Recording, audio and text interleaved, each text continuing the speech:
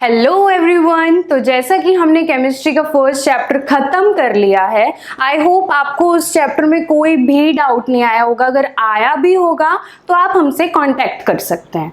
तो अब हम इस नेक्स्ट चैप्टर की तरफ बढ़ रहे हैं, जो कि है हमारे पास एसिड, बेसिस एंड सॉल्ट। बहुत ही इंपॉर्टेंट चैप्टर है, बहुत सारे क्वेश्चंस इसमें पूछे जाते हैं। आप इस चैप्टर को ध्यान से पढ़ते चलिएगा, क्योंकि ये बेस है, मतलब ये केमिस्ट्री का बेस है। बेस तो फर्स्ट चैप्टर भी था, बट आप हायर क्लासेस में जाओगे तो आपको ये पता होना चाहिए कि एसिड्स क्या होते हैं, बेस क्या होता है, सोल्ट क्या होते हैं, ठीक है। और भी बहुत सारी कुछ चीजें आपको इस चैप्टर में सीखने को मिलेगी, ठीक है। तो अभी मैं आपको बताऊंगी कि इस चैप्टर में हम पढ़ने क्या क्या वाले हैं, ठीक है। क्या क्या हम पढ़ने वाले हैं वो देखते हैं, ठीक है। तो चलो शुरू करते हैं। सबसे पहले हम इस चैप्टर में पढ़ेंगे कि एसिड्स क्या होते हैं, बेसिस क्या होते हैं और सोल्ट क्या होते हैं, ठीक है। वो तो सबसे पहले क्या वो पढ़ेंगे, हम देखते हैं एसिड्स के बारे में। एसिड क्या होते हैं, बेस क्या होते हैं एंड सोल्ट क्या होते हैं, ठीक है। What are acid, bases and salt. Second चीज जो हम पढ़ने वाले हैं वो है कि इंडिकेटर्स क्या होते हैं। देखो, इंडिकेटर्स वो होते हैं, यहाँ पे अभी मैं बताऊंगी डिटेल में, जो एसिड है या नहीं वो डिटेक्ट करते हैं कि ये सब्सटेंस एसिड है या बेस है, ठीक है। कैसे पता चलेगा? इंडिकेटर्स के थ्रू पता चल जाएगा, ठीक है। Indicators.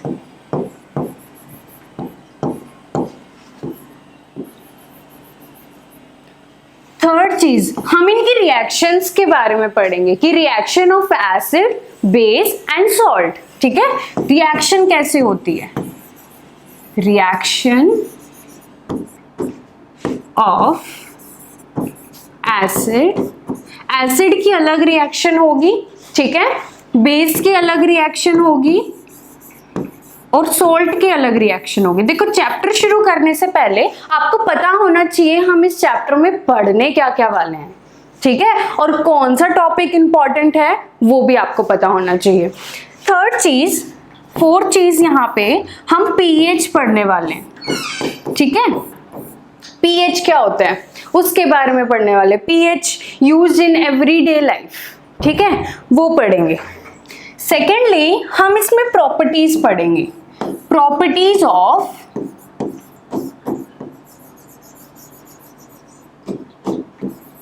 Acids, basis and salt, ठीक है। इनकी हम प्रॉपर्टीज पढ़ेंगे कि हमारी डे टू डे लाइफ में एसिड्स क्या होते हैं, बेस से हम कहाँ यूज करते हैं, सोल्ट हम कहाँ यूज करते हैं, ठीक है, वो हम पढ़ने वाले हैं। सिक्स चीज है वो है वाटर ऑफ क्रिस्टलाइजेशन।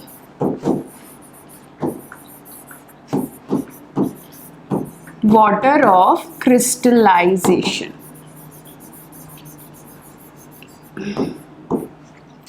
ठीक है। अब इस चैप्टर में सिर्फ हम इतना ही पढ़ेंगे, और हम सोल्ट के ऊपर एक अलग से यहाँ पे टॉपिक है कि सोल्ट क्या होता है ना, और सोल्ट की केमिकल प्रॉपर्टीज क्या होती है, सोल्ट की केमिकल प्रॉपर्टीज, ठीक है बच्चों। चलो शुरू करें हम। तो सबसे पहले आपको एसिड, बेस, सोल्ट जानने से पहले आपको पता होना चाहिए कि इंडिकेटर्स क्या होते हैं, ठीक है। देखो, इंडिकेटर के बारे में भी पढ़ेंगे हम यहाँ पे। सो सबसे पहले हेडिंग डालो इंडिकेटर्स।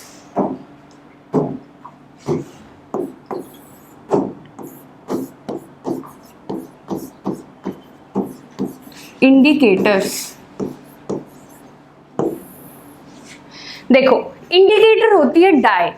डाई सुना है, जब आपकी मम्मी कोई चुन्नियों पे डाई करवाने, मतलब कलर चेंज करवाने जाती है, कोई भी एक कपड़े की अगर हम कलर चेंज कराए तो उसमें इंडिकेटर का यूज होता है, ठीक है। तो बेसिकली जो इंडिकेटर्स होते हैं ना, वो डाई होती है जो आप कपड़ों पे कराते हो, कलर चेंज कराने के, वो डाई जो हमारा कलर चेंज कर दे, मतलब हमारा नहीं, कोई भी सब्सटेंस का कलर चेंज करते, ठीक है। कोई भी सब्सटेंस का जब कलर चेंज होगा, ठीक है, या किसी एसिड मीडियम में कलर चेंज हो सकता है, कहीं जाके बेसिक मीडियम में वो कलर चेंज हो सकता है, उसको क्या बोलते हैं, इंडिकेटर, ठीक है। अब पेपर में आ गया कि what are indicators, right, types of indicator, तो टाइप्स भी पढ़ाऊंगी, तो इसकी एक डेफिनेशन लिख लो बच्चों यहाँ पे। इंडिकेटर इज अ डाई, मैंने क्या बताया था, डाई होती है दैट चेंजेस कलर, अभी क्या बताया था, जो कलर को चेंज करे, ठीक है। When it is put into an acid और बेस, जब इंडिकेटर एसिड या फिर बेस में डाला जाता है तब उनका कलर चेंज हो जाता है, उस चीज को क्या बोलेंगे हम, इंडिकेटर्स। समझ में आया, ठीक है। एक बार और, ये क्या होती है, डाई होती है। सबसे पहली बात, जो चेंज का कलर को चेंज करती है ना, कलर को चेंज करती है, कब चेंज करती है, जब उस इंडिकेटर को एसिड में डाला जाता है या फिर बेस में डाला जाता है, तब उनका कलर चेंज हो जाता है, तो उसी को क्या बोलेंगे हम, इंडिकेटर। समझ में आया। अब देखो यहाँ पे मेरे पास 3 टाइप के इंडिकेटर होते हैं बच्चों, कितने टाइप के, 3 टाइप के इंडिकेटर होते हैं। सबसे पहला जो इंडिकेटर, देखो ये हम लैब में भी यूज करते हैं, इंडिकेटर सारे लैब में आपके प्रेजेंट होंगे। लिटमस, आपने लिटमस पेपर का नाम सुना होगा, है ना। जो लिटमस पेपर आप आगे जब लैब में काम करोगे तो एक लिटमस क्या होता है, इंडिकेटर होता है, जो कलर को चेंज कर दे। एसिड में डालने से एक अलग कलर आता है, बेस में डालने से अलग कलर आता है। हमें पता लग जाता है कि जब हम इंडिकेटर को एसिड में डालेंगे, अगर ये कलर आया तो ये एसिड है, अगर इंडिकेटर को बेस में डालेंगे तो बेस का कलर अलग होता है, वो अगर कलर आ जाता है तो वो बेसिक इन नेचर है। तो हम इंडिकेटर की वजह से, इंडिकेटर की हेल्प से हम पता लगा सकते हैं कि कौन सा सब्सटेंस एसिड है, कौन सा सब्सटेंस बेस है, ठीक है। इतनी बात क्लियर हुई। जो सेकंड मेरे पास इंडिकेटर आता है वो आता है मिथाइल ऑरेंज, मिथाइल ऑरेंज, ठीक है। और थर्ड जो इंडिकेटर आता है वो आपको कॉमनली आपको पता होना चाहिए, उसका नाम थोड़ा बड़ा है तो बच्चों को याद नहीं होता, फिनोल्फ्थलीन। क्या होता है, फिनोल्फ्थलीन,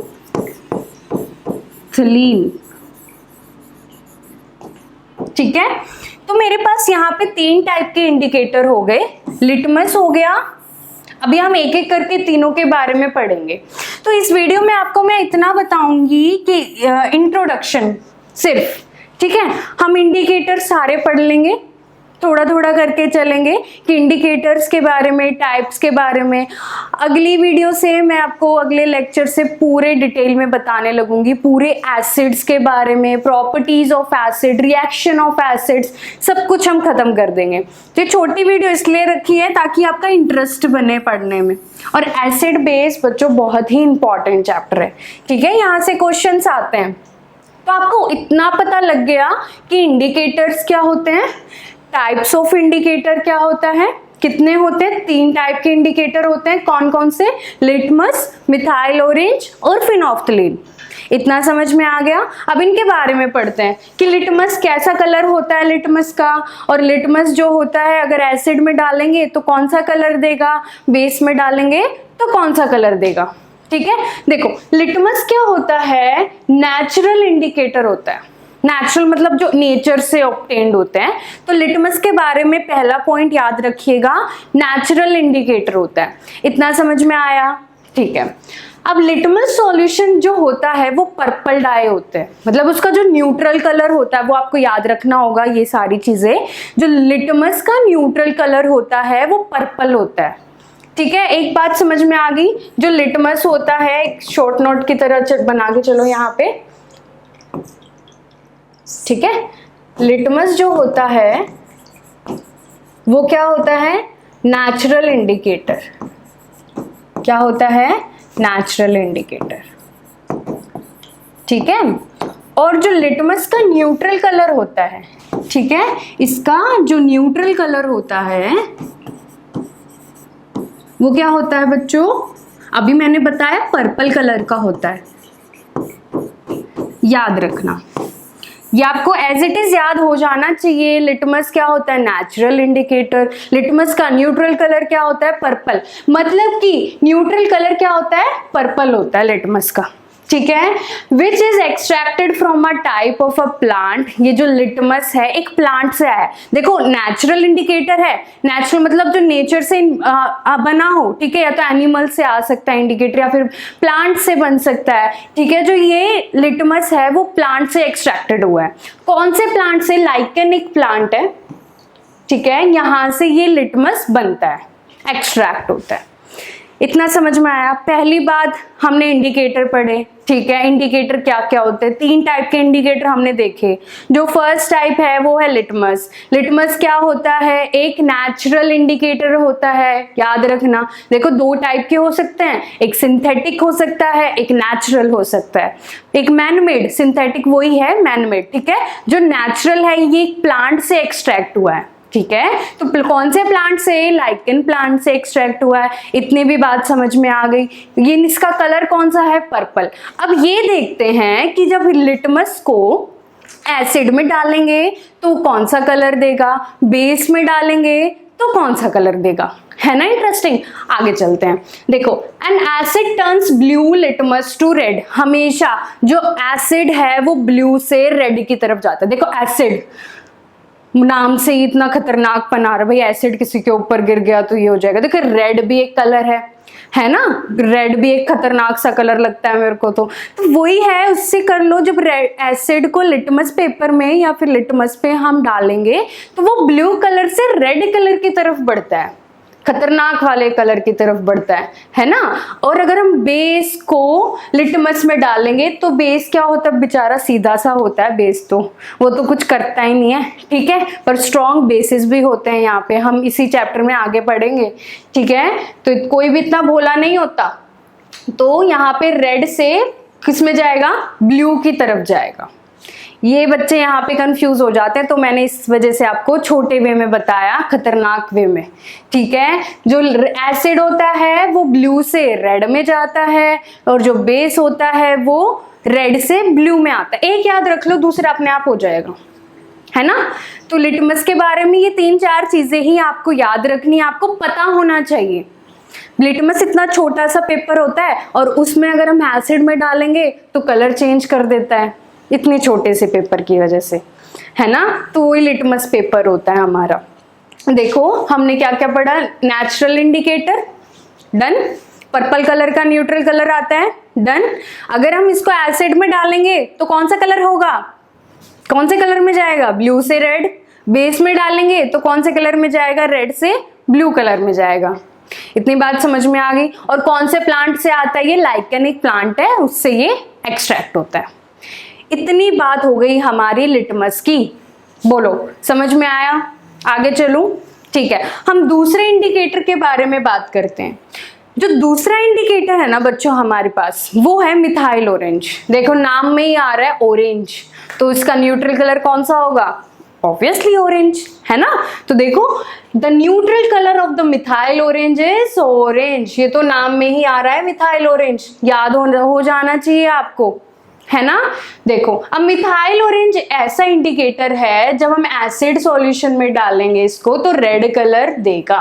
methyl orange is a indicator which give red colour in acid solution. Methyl orange क्या, कौन सा कलर देगा, एसिड्स में रेड कलर। इतना समझ में आया। और बेसिक में कौन सा कलर देगा बच्चों, येलो। तो आप इसका शॉर्ट नोट बना लो, एसिड में कौन सा कलर देगा, बेस में कौन सा कलर देगा, वो आपको याद होना चाहिए, ठीक है। एसिड में कौन सा देगा, रेड कलर। ये फिर से रेड आ गया यहाँ पे, देखो एसिड तो बना ही खतरनाक, रेड कलर, ठीक है। और बेस में एक सिंपल सादा कलर दे देगा, येलो। तो आपको ये सारी चीजें पता होनी चाहिए, ठीक है। रेड कलर और येलो कलर हमें मिलते हैं, बस इतना ही था मिथाइल ऑरेंज में। आपको ये लैब्स में देखने को मिल जाएगा कि मिथाइल ऑरेंज दिखता कैसा है, ठीक है। और अगर हम इसको एसिड में डालेंगे तो कौन सा कलर देगा, रेड, एसिड है, ठीक है। बेस में डालेंगे तो कौन सा कलर देगा, येलो, ये भी आसान है। आगे चले, नेक्स्ट आता है फिनोफ्थलीन। नाम बहुत बड़ा है, काम छोटा सा है। फिनोफ्थलीन का कलर कुछ भी नहीं है, कलरलेस, ठीक है। ना तो पर्पल शो करता, ना मिथाइल ऑरेंज वाला ऑरेंज कलर शो करता, कलरलेस। कैसे बोलोगे? कलरलेस, कुछ नहीं है फिनोफ्थलीन में, ठीक है। एक छोटी सी डिब्बी आएगी, उसमें अगर आप एसिड में डालोगे तो कलरलेस हो जाएगा, कलरलेस ही रहेगा। अगर हम उसको बेस पे डालेंगे तो कौन सा कलर देगा? पढ़े, पिंक कलर उसमें आएगा। अब आगे जाके उसमें आप टाइट्रेशंस करोगे 11th क्लास में, तो उसमें फिनोफ्थलीन यूज होगा। हम सॉल्ट एनालिसिस भी करेंगे, उसमें सारे इंडिकेटर यूज होंगे, तब आपको समझ आएगा कि ऐसे ऐसे कलर चेंज होता है। इतने अच्छे एसिड बेसिस होते हैं हमारे पास, ठीक है। देखो, the neutral colour of the phenolphthalein is colourless. सबसे पहली बात, जो आपको बॉटल मिलेगी वो कैसी होगी? कलरलेस होगी, ठीक है। अब उस बॉटल में अगर हम ड्रॉप वाइज अगर एसिड में डालेंगे तो भी वो कैसी रहेगी? कलरलेस ही रहेगी। एसिड में डालने से कोई भी चेंज नहीं होने वाला है। इतनी बात समझ में आई? ठीक है। अगर हम उसको बेस में डालेंगे तो कौन सा कलर देगा? पिंक कलर देगा। लड़कियों को पसंद होता है ना पिंक कलर, तो उससे याद रखना, ठीक है। तो अगर हम फिनोफ्थलीन को, वैसे फिनोफ्थलीन कौन सा होता है? कलरलेस होता है, ये याद करना, ठीक है, कलरलेस। अगर मैं उसको एसिड में पुट करूंगी तो भी कौन सा रहेगा? कलरलेस रहेगा मैडम। ये बात समझ में आ गई हमें। अगर मैं बेस में डालूंगी तो लड़कियों को पिंक कलर फेवरेट होता है, ठीक है, तो पिंक कलर देगा। ये आप याद रखना। अब आगे एक्सपेरिमेंट करोगे तो अपने आप चीजें याद होती चली जाएगी। सारे कलर बहुत आसान है, अपने आप याद होते चले जाएंगे। तो हम एक यहाँ पे लास्ट इंडिकेटर ऑल और पढ़ लेते हैं, क्योंकि और ऑल यही है, ऑल फैक्ट्री इंडिकेटर होता है, ठीक है। कौन सा होता है? All factory indicator. देखिए, स्मेल डिटेक्ट करता है सब्सटेंस की। ऑल फैक्ट्री का मतलब यहाँ पे समझ जाना, जो स्मेल है एसिड बेस की वो डिटेक्ट करता है। देखो, ये कोई कलर नहीं दिखाता, बस ये स्मेल बताता है। दो सब्सटेंस और स्मेल चेंजेस इन एसिड और base solution.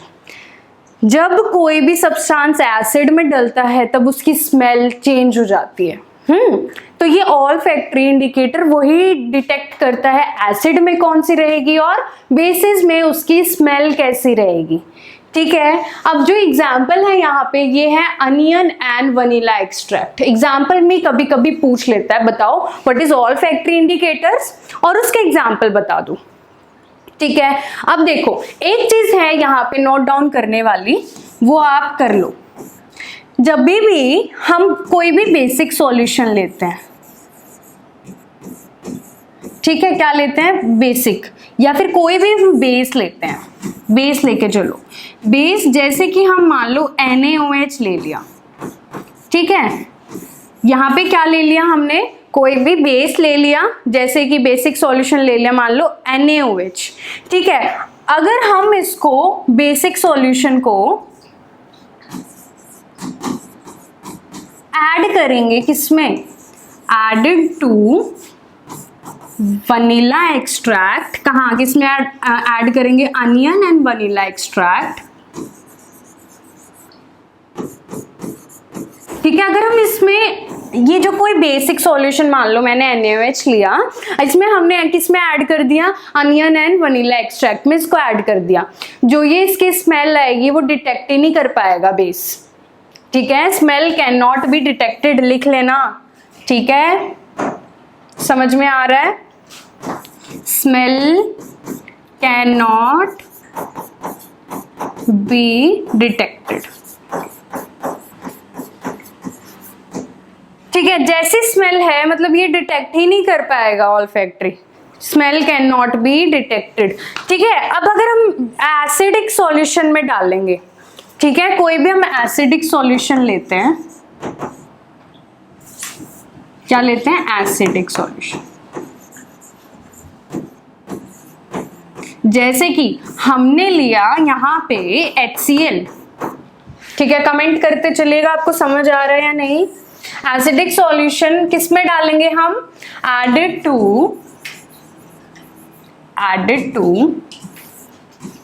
Onion and vanilla extract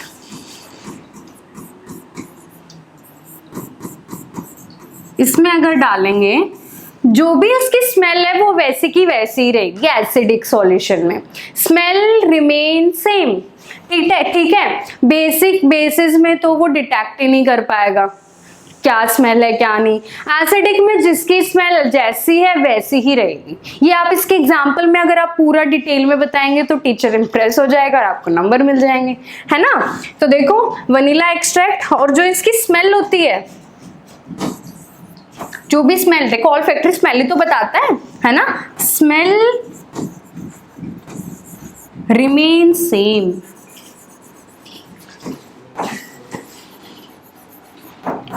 ठीक है, तो ये बात हो गई हमारे इंडिकेटर्स की। इस लेक्चर में मैंने आपको क्या क्या बताया इंडिकेटर्स के बारे में। इंडिकेटर क्या होते हैं? डाई होता है जो कलर को चेंज करता है। एसिडिक सॉल्यूशन में कैसे होते हैं, बेस सॉल्यूशन में कैसे होते हैं। ठीक है, मैंने इसको 3-4 टाइप में डिवाइड किया था, वैसे 4 होते हैं, ऑल्फैक्टरी भी यहाँ पे होता है। ठीक है, अब यहाँ पे सबसे पहला कौन सा था? लिटमस। लिटमस का जो कलर कैसा था? पर्पल कलर का था, न्यूट्रल कलर। ठीक है, अभी मैंने उस लिटमस में क्या बताया था, जब क्या होता है रेड में जाता है। एसिडिक कौन सा होता है? जब वो ब्लू से रेड में जाता है। बेसिक कौन सा होता है? जब रेड से ब्लू में आता है। ये आपको माइंड में शायद बैठ गई होगी ये बात, ये भी ध्यान रखना। ठीक है, सेकंड कौन सा पढ़ाया था? Methyl litmus. ठीक है, methyl orange, sorry methyl orange मैंने आपको पढ़ाया था। उसका जो न्यूट्रल कलर क्या होता है? ऑरेंज कलर होता है। ठीक है, और जब वो एसिडिक में डलता है तब कौन सा कलर आता है? रेड आता है। बेसिक में येलो, है ना। इतना हो गया था। जो थर्ड था वो था फिनोफ्थलीन, आसान था, वो भी कलर लेस होता है, एसिड में भी कलर लेस ही रहता है, और बेस में कैसा हो जाता है? पिंक कलर का हो जाता है। लास्ट जो था ऑल्फैक्टरी, जो स्मेल को डिटेक्ट करता है एसिड एंड बेस की। सबसे पॉपुलर एग्जांपल क्या था? अनियन एंड वनीला एक्सट्रैक्ट था, है ना। उसमें मैंने क्या बताया? बेसिक में, जब बेसिक सॉल्यूशन में जब उसको ऐड करेंगे अनियन और वनीला एक्सट्रैक्ट को, तब वो स्मेल डिटेक्ट ही नहीं कर पाएगा, है ना। और जब एसिडिक सॉल्यूशन में ऐड करेंगे वनीला एंड अनियन को, तब वो क्या हो जाएगा? उसकी स्मेल जैसी है वैसी ही रहेगी, स्मेल रिमेन सेम। ठीक है, इस वीडियो में सिर्फ इतना ही। अगली वीडियो से हम एक नया टॉपिक शुरू कर देंगे, व्हाट इज एसिड। ठीक है, एसिड क्या होता है और उसकी प्रॉपर्टीज क्या क्या होती है, एसिड क्या कहते हैं, उसकी एक्टिविटी भी देख लेंगे, 1-2 प्रॉपर्टीज के हिसाब से जो भी आपके एनसीईआरटी में गिवन है। तो इस वीडियो में सिर्फ इतना ही, मिलते हैं नेक्स्ट वीडियो में। Thank you so much for watching.